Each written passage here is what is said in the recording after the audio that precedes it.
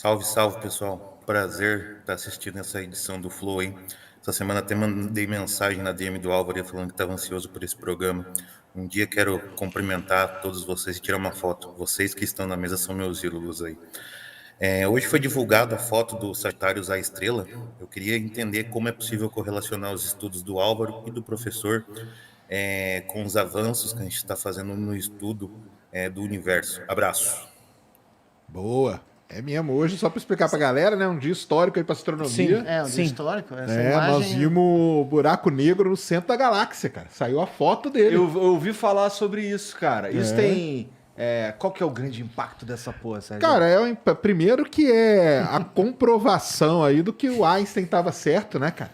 O Einstein que desenvolveu tudo isso aí que a gente viu hoje, o cara desenvolveu só com o lápis e o papel há 100 anos atrás. E hoje nós vimos mais uma comprovação de que ele tá certo. E aí o pessoal falou assim, nossa, mas é igual a do outro. Ainda bem que é igual. Ainda Porque bem. aí, cara, ele tá mais certo ainda. Quer dizer, as leis, né, realmente são universais ali, funcionando em todos os cantos do universo. Se não fosse igual, Aí fudeu. ia ser um problema. Total. E a galera aí ia pegar. Aí ia ter que ver uma nova física, novas equações. A gente retrocederia algumas décadas? Cara, assim, não sei se retrocederia ou também podia até servir para dar um salto, né? Não ia mudar a taxa do dólar. É verdade. Nem o preço da gasolina. Não, mas esse só sobe, segundo Einstein. Então, no mas Brasil. aí tem uma coisa muito legal, cara, porque um cara veio assim e falou assim: tá bom, cara, mas isso aí, o que isso aí vai impactar na minha vida hoje? Aí eu queria colocar aqui pra galera, cara, que eu acho que eles concordam também, você também, que é o seguinte, cara, a tecnologia que a gente usou para fazer o que eles fizeram, os métodos, né, computacionais, científicos, a ciência que está ali por trás, você vai sentir usando o celular, onde você vai postar sua fotinho no Instagram, entendeu? Talvez em aparelhos médicos que vão incorporar essa tecnologia depois e podem salvar a sua vida. Aí eu respondi isso pro cara. Aí sabe o que o cara respondeu para mim? Ué, por que não testa no ser humano de uma vez? Eu falei, cara, porque isso aí é uma altíssima tecnologia.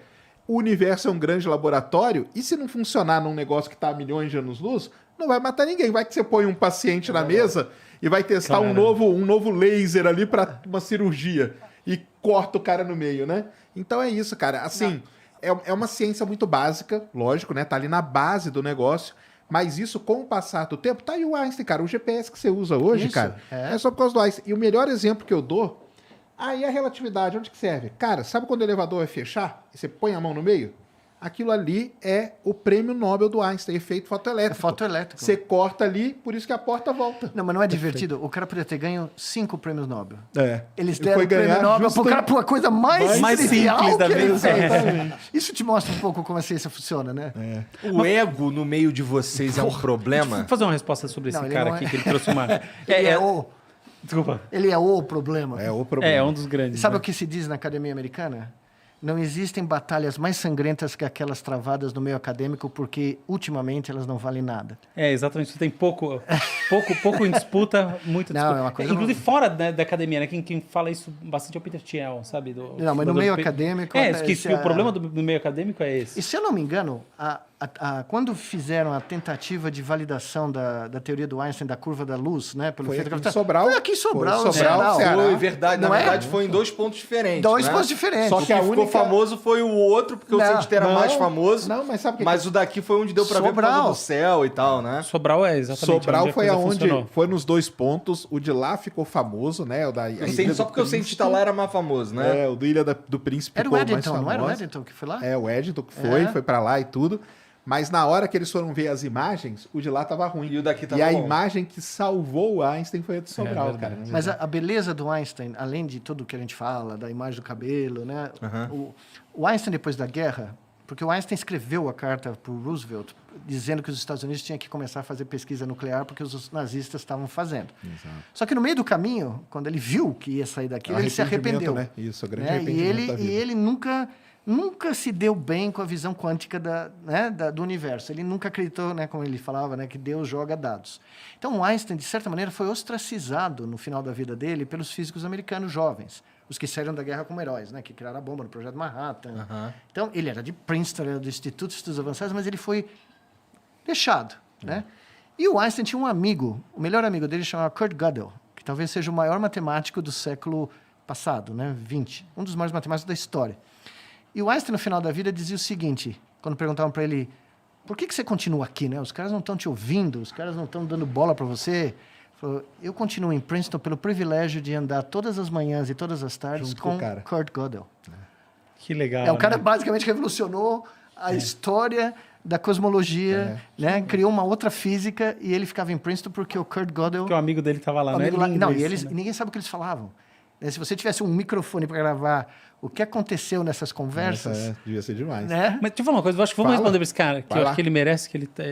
Eu acho assim, tem duas questões, né? Uma é a seguinte, existe um paralelo entre o universo e o cérebro, essa é aquela velha questão. Tem a imagem mais linda que tem, cara. que É a questão- imagem dos é. neurônios e a imagem Assim, dos aglomerados de e você galáxias. você tem que são questões, idênticos. até do ponto de vista mais profundo, propriedades matemáticas, propriedades de grafos que se formam, sem dúvida. A gente tem estruturas em fractais. Então, matematicamente é uma coisa bem clara isso, conhecida. Agora, um lado que eu acho que é interessante, aí que eu queria muito te ouvir, é o seguinte, a gente de fato vai ao longo do tempo, a ciência vai desenvolvendo recortes epistemológicos, ou seja, maneiras de falar das coisas que são úteis para falar daquelas coisas. E ainda que as propriedades das formas anteriores, ou mais, a gente chama assim, mais generalistas, permaneçam verdadeiras, aquela forma que está ali naquele recorte é importante, vamos dizer assim, ela é insubstituível. Então, por exemplo, as leis da física, elas valem para o universo inteiro. Tá? As leis da gravitação quântica e todas elas. E elas valem dentro do cérebro, ninguém tem dúvida. Mas, eventualmente, você não consegue descrever um elefante pela célula. Aí você precisa da biologia. E as leis da biologia, por assim dizer, ainda que elas não possam jamais negar as leis da física, elas têm a sua beleza própria, elas têm um conhecimento próprio. E em cima dela vão surgindo as outras camadas, a camada da medicina e assim por diante, a camada da psicologia, do mental. E elas todas, no fundo, elas não estão brigando entre si. Eu acho que assim, quando você está no começo da carreira acadêmica, de pensar o mundo, parece que elas estão brigando. Mas depois de um tempo, você vê que isso é uma tremenda ilusão. Eu queria te ouvir sobre esse encontro das diferentes ciências. Como você vê isso? Bom, eu sempre trabalhei com áreas multidisciplinares, né? Desde o começo da minha também sou formação. apaixonado por Eu nunca, mesmo quando em medicina, eu queria fazer, se eu fosse fazer medicina, eu provavelmente faria clínica médica e faria, era o que eu planejava fazer, né? Tratamento intensivo, porque eu me sentia bem na situação extrema, né? De ter que raciocinar rápido, de ter que ter múltiplas variáveis, processar muito rapidamente e tomar uma decisão. Só que, evidentemente, quando eu comecei a ver o que era a ciência, né? Porque eu cheguei nos Estados Unidos e não tinha a menor ideia do que era a ciência, né? Quando eu cheguei lá e comecei a ver acima das nuvens, tudo que eu trabalhei na minha carreira foi multidisciplinar. Tanto é que o centro que eu dirigi por 20 anos, o Centro de Neuroengenharia, foi o primeiro centro nessa área no mundo, mas ele cruzava entre engenharia biomédica, ciência da computação e neurobiologia. E os nossos alunos vinham de todos os lugares. Nós tivemos aluno de filosofia, fazendo doutorado, né? Então, eu acredito piamente. Mas o que eu acho que é mais interessante é que existem leis, aparentemente, que escalam desde átomos até, né, os sistemas complexos macroscópicos. Então, por exemplo, código distribuído é algo que a natureza usou desde proteínas, genes, células, cérebros, até grupos sociais. Então, quando você... Mas o que tu quer dizer com código distribuído? É que nem é um código populacional. A resposta não está num indivíduo. O indivíduo não tem o segredo. O segredo está distribuído por uma população. Entendi. Ele foi cortado em pedacinhos. Espalhado. Um quadro. Imagina um quadro que é retalhado em milhares de pedacinhos e cada indivíduo carrega um pedaço do quadro. Para você reconstruir o quadro, você tem que ter todos os indivíduos juntos. Então, é como funciona o mercado de ações.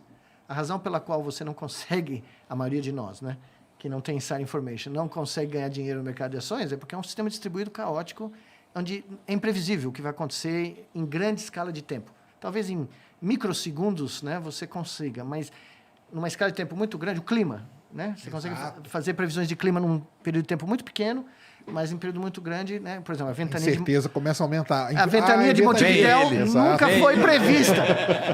Né?